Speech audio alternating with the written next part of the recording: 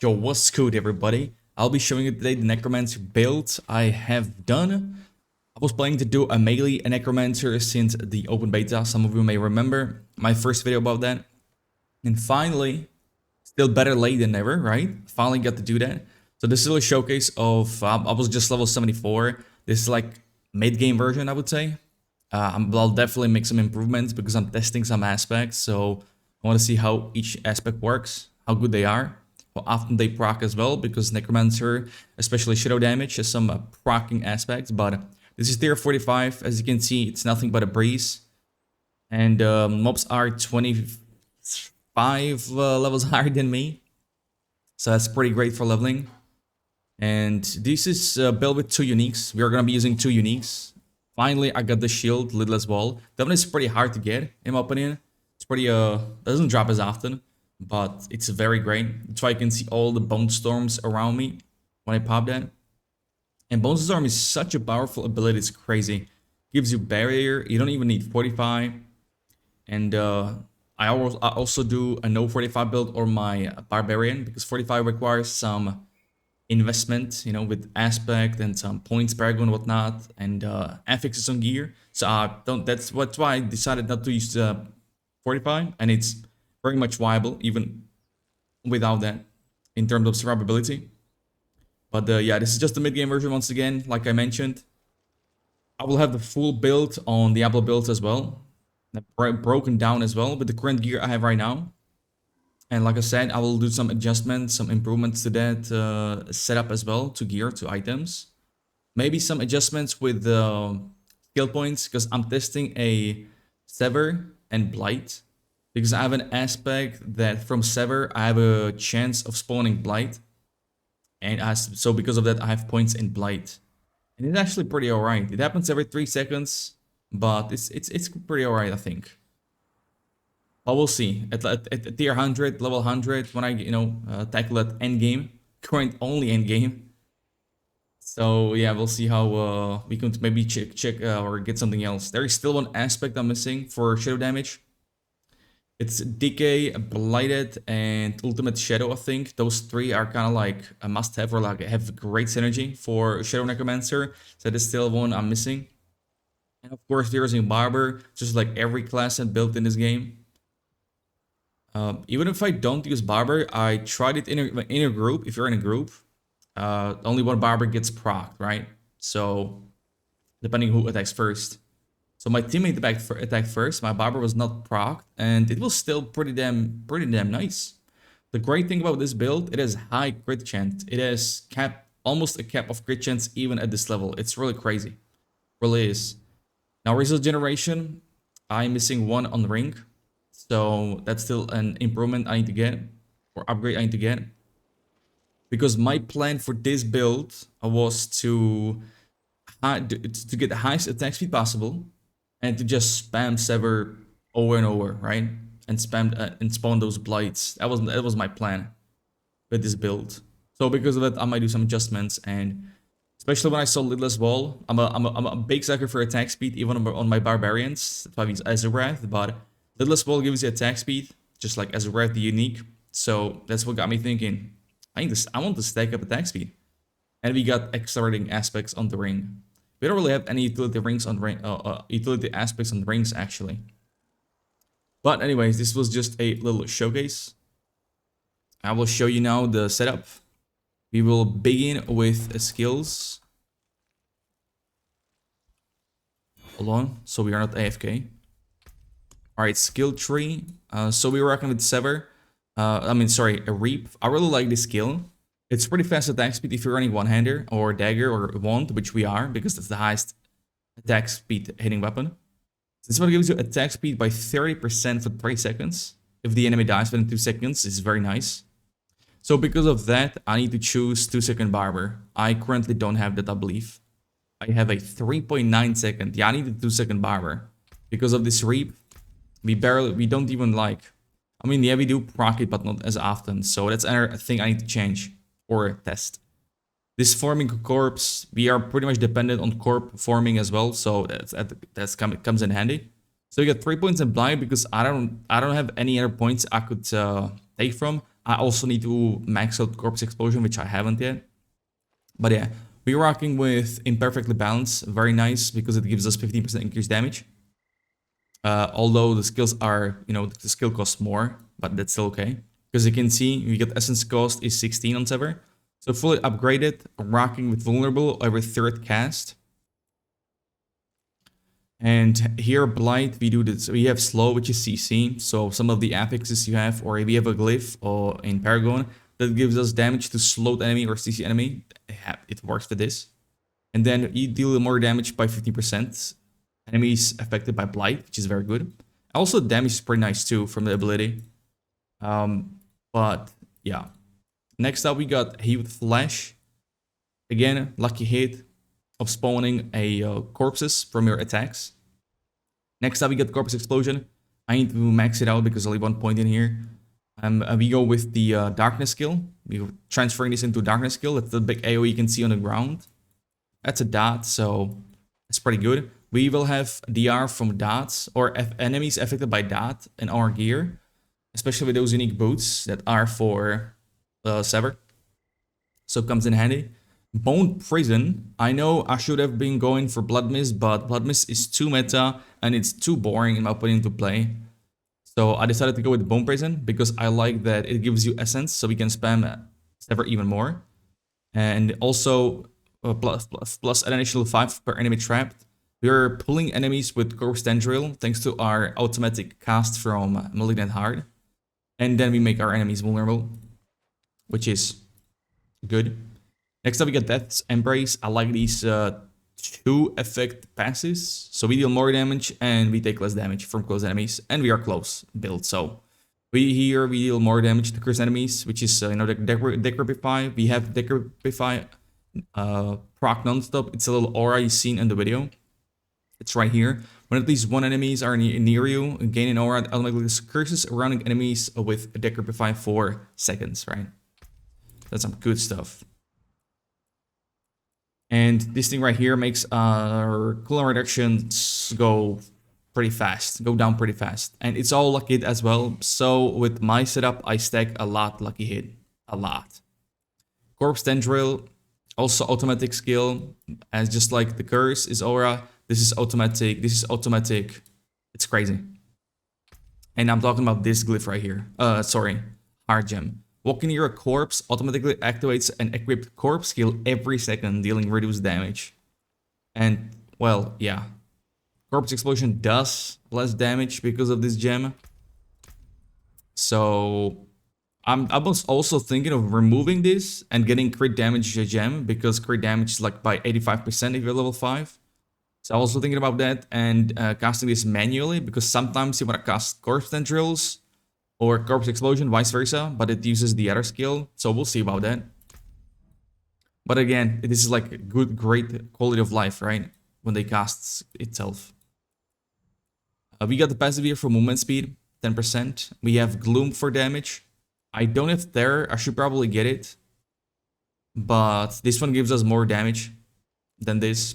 But we'll see. And then stun here, we don't really need it because Corpse Tendrils do stun for us. So, yeah. Next up, my 2 favorite passives. We got Standalone. You get 18% AR, damage reduction. And then reduce 2% for each active minion. We have no minions, so we have full 18%. And then you have more bonus from Sacrifices. I'll show you in a second what the sacrifices are. We got Bone Storm upgraded. And we get even more crit chance. Like, we actually have full crit chance cap almost, right? Like 90% at least. That's crazy. Because 20% here, we got also 29% here, 30 for 6 seconds. This is active nonstop. And yeah.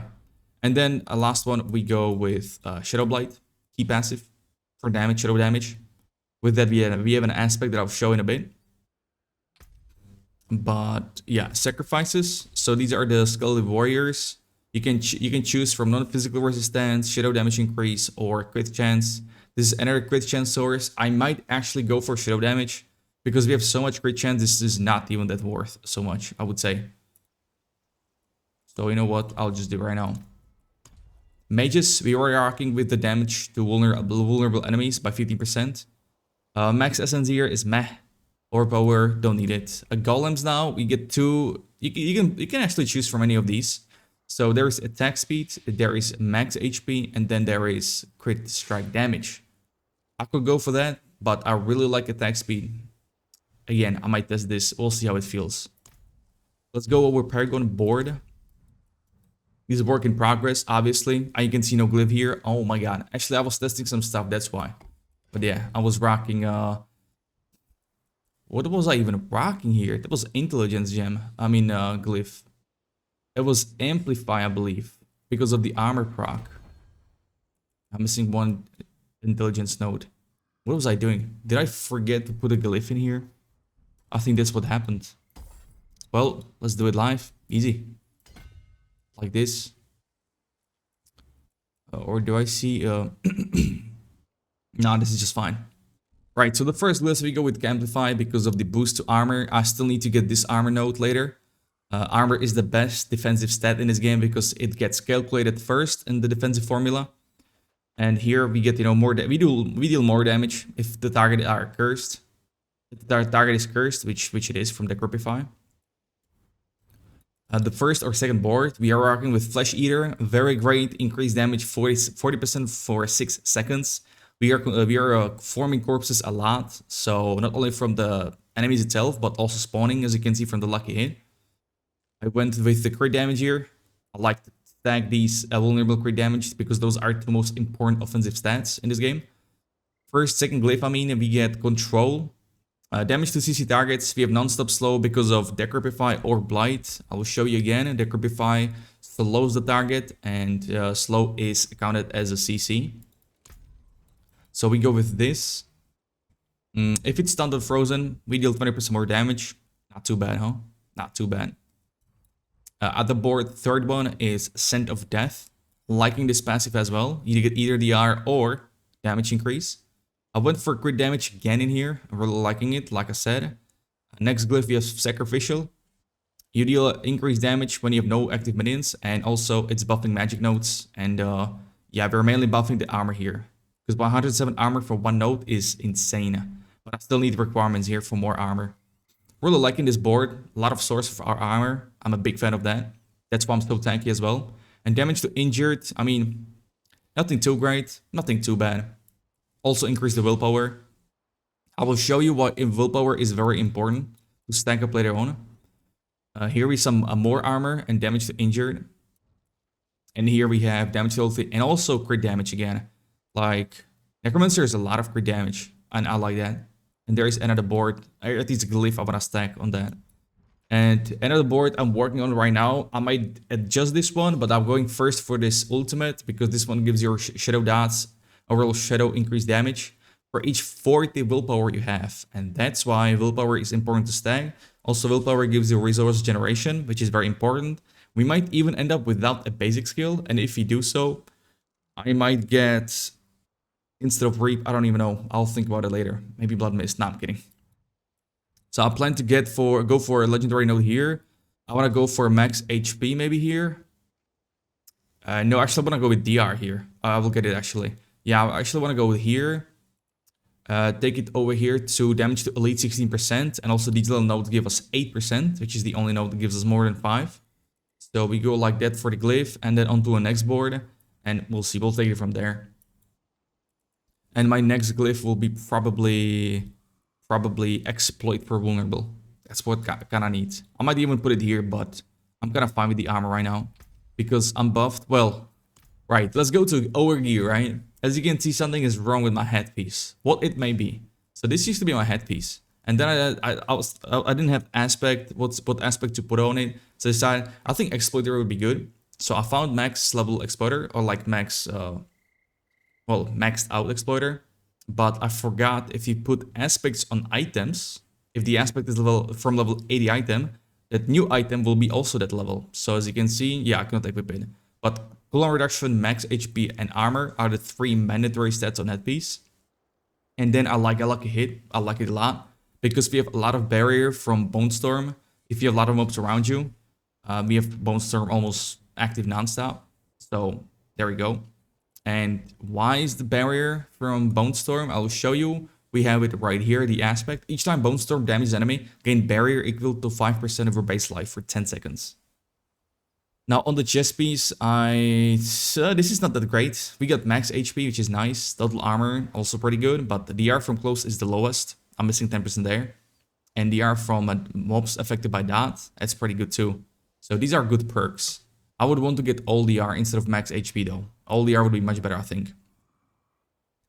Now my gloves are pretty good. We are rocking SEVER, crit chance, attack speed, all maxed out. Pretty crazy. Intelligence, but I would like to get plus blight, I think, instead of intelligence, since we're spawning then. And this is one of the important aspects. Ultimate Shadow makes your Bone Storm Darkness skill.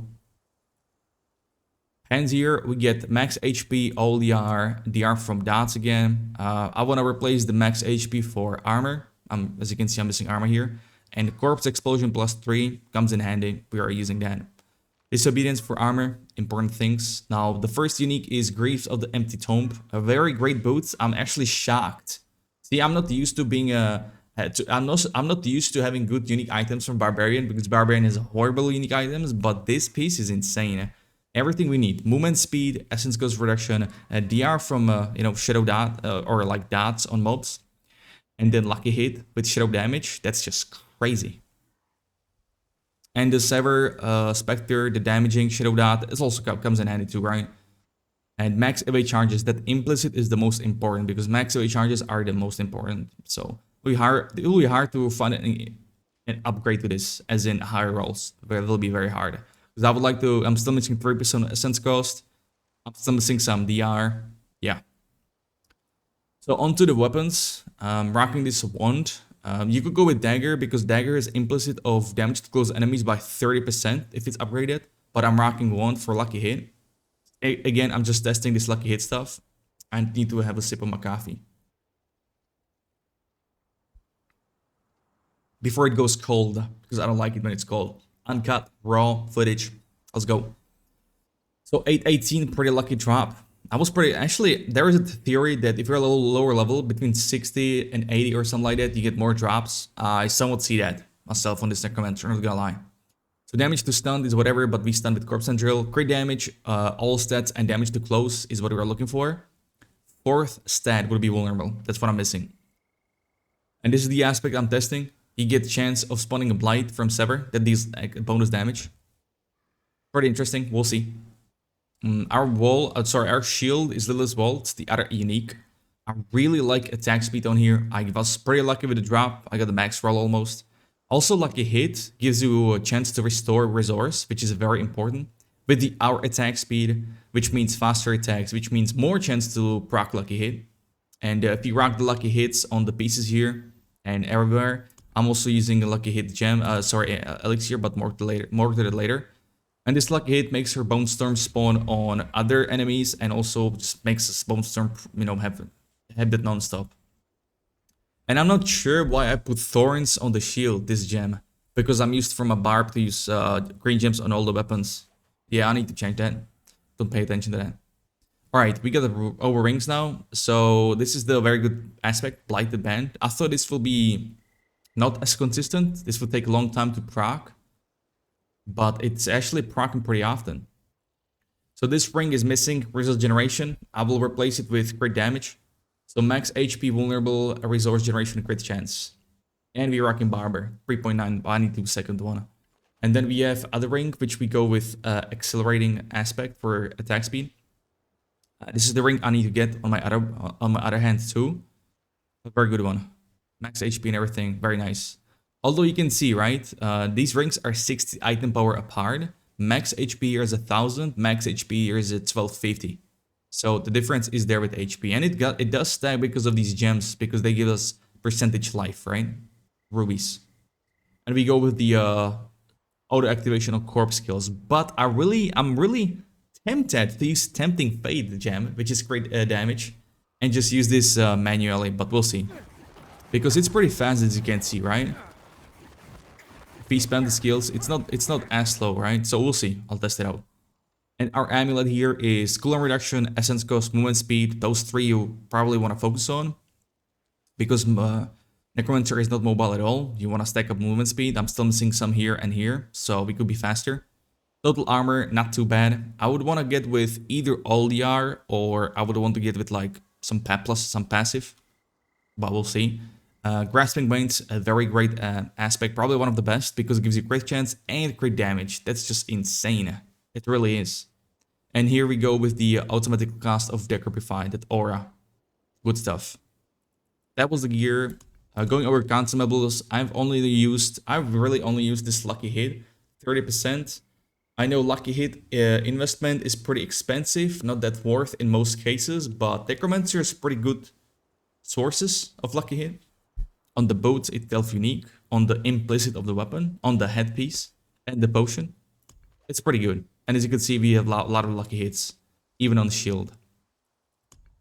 And your rotation is to go with Reap to spawn Corpse. That Corpse will trigger Corpse Tendril, pull mobs together. You would go with Bone Prison, Bone Shield, and spam your life away with Sever. Throw in some Reap in there to get that essence, because if you hit more mobs with Reap, you get a lot of essence. And that was it. That was my build for Necromancer, mid-game version. I'll be showing you the, excuse the sound. I will be showing you the endgame version once I get there. But until then, y'all have a good one. I will have all the links in the description. I live stream every day on Twitch. And Discord as well. You can link me up there. If I'm not online on stream, you can just ask me there. And yeah, until then, have a good one and peace out.